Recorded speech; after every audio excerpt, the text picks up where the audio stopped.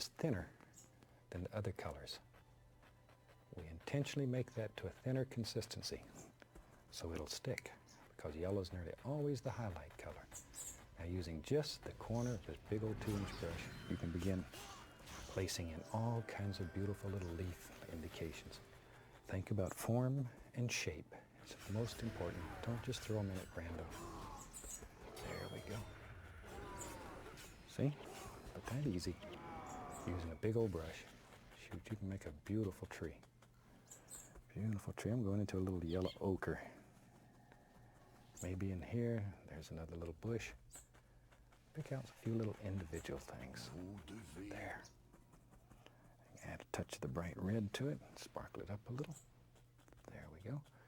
Maybe he's got a little friend that lives over here, named Clyde, or whatever. A little more yellow there, then it'll stand out. There he is, see? Just changing the color a little, and then you have layer after layer of bushes. That easy. Sure. Maybe there's a little bush lives right here. There, okay, good.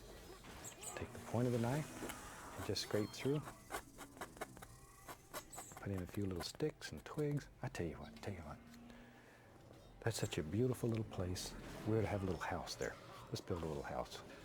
Maybe the little house, here's the roof coming right here. I scrape it out first. That sort of helps you lay it out like so. Maybe it's a porch. If you're on a porch, all you gotta do is pull out. Down, out. The house is gonna live right there. And we're not committed yet. All we're doing is just putting in a basic idea. There. See? But it lays out your whole cabin, and at the same time, it allows you to remove some of that excess paint. I'm going to take a little white, a little touch of phthalo blue, a little touch of black. Just a little, like so. Okay, let's build us a roof on there. Get our little roll of paint. Here's a little trick. Outline it first with a knife. And then when you come down, then you have a nice straight edge. Like so. Just let it go. It's an old house here. Maybe this is someplace in the deep south. I was born and raised in Florida. So I like these southern scenes. Let's just put old southern type house there. It's old too. I mean, it's seen its better day. A little bit over here on this side. Like so. Now then, maybe this old house, maybe it has like a screen porch on it. So that just sort of looks dark. Just sort of looks dark. The old porch. There we are. Now let's take white, least little touch of black in it. A little touch of dark sienna, just to dull it down real nice. Okay, now then over here, just a touch more of the sienna in there so it shows up a little better. There we go. Very nice. There. Okay, and there'd be a little shadow, a little brown under here, just to create a little shadow. Maybe a little bit running right down there. And we'll take that same color and add a little white to it, so it'll be a little bit brighter. And underneath our porch out here,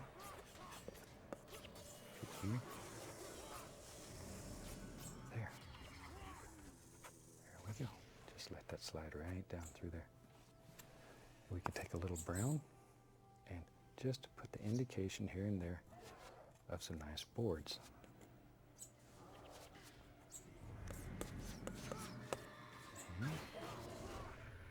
And you can make out here and there a few little things.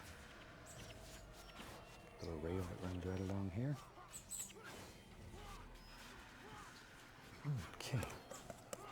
Now then, a little bit more of the sienna. I want this edge where they come together here to be a little darker so it shows. There.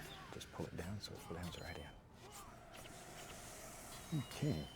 Now then, let's go back to old big brush. bushes here growing up. This guy cuts grass like I do, which aren't too good. I'm not a very good lawn keeper. So we'll just have a few bushes growing up around his old house. Like so. And sometimes you can just get crazy here. Maybe, tell you what, maybe take a little brown.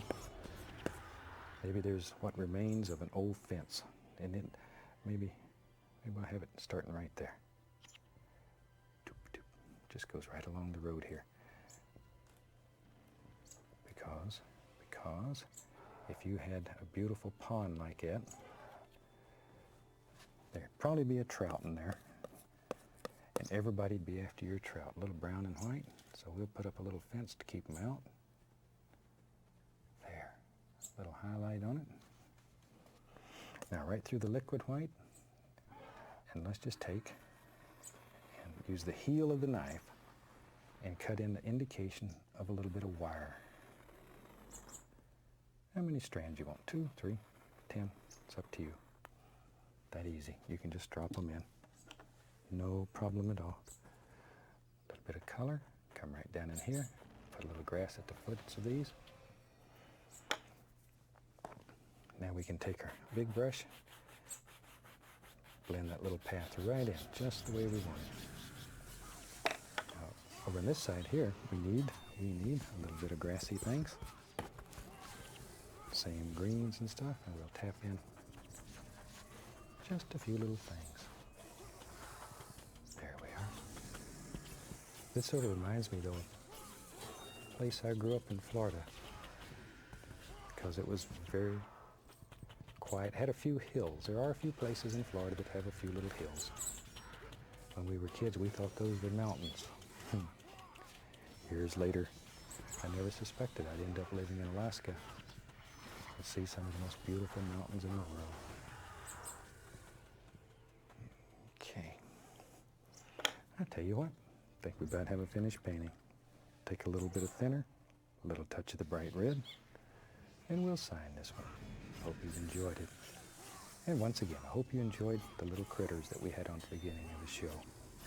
I certainly enjoyed bringing them to you. So from all of us here, I'd like to wish you happy painting and God bless.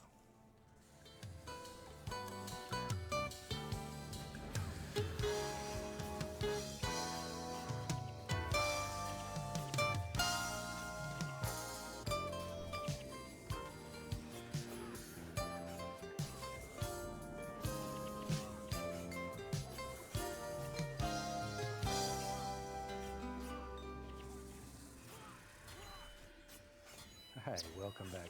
Certainly glad you could join me, because today's a special day. Today I have a couple of guests that I want to introduce you to. These are 2 little baby robins, and they're some of the cutest little rascals. Hey, oh, what you gonna do? Huh? You don't supposed to eat my finger? No. We've named these 2 little robins after 2 of our camera people here. I'll introduce you. This is Kathy, because he talks all the time. And this is Richard, and we named him Richard because his hair is coming out. So, these are special little friends, and they're just as cute as they can be. They're just a couple of weeks old, and they are hungry. They're always hungry. There. Yeah, you are so cute. So I tell you what, let's start out today and have about all the colors across the screen that you need to paint along with me. And while they're doing that, I'm going to set these little guys down, and I'll be right with you here. Okay, they're sitting right there. Okay, today I have the good old standard 18 by 24 inch canvas, but we've done something a little bit different. So we'll come right up here, let me show you. Now then, I've painted all of this with black gesso, and I've allowed that black gesso to completely dry. And then on top of that, I've covered it with a transparent color, and I made this color from a mixture of Prussian blue, Van Dyke brown, and sap green. And I put the Van Dyke brown there only to dull the color, and I've left this area open, and then we've covered that with liquid white, and that's good and wet. So, and all you do here is take this transparent color and just really work it in. All we're looking for is a nice, thin, even coat. That may very well be the hardest part of this whole painting. It's just to get that on there. So, now then, in here, with the same color, we want to begin putting in some basic little shapes that will indicate little leaves and stuff later on. So we take that same color and then just begin tapping in. Allow it to mix with the liquid white. See there? And already it begins giving you some very basic little shapes of some big trees that are hanging over here. And later on, we'll really enjoy that. We'll just have a good time. We'll come back and we put highlights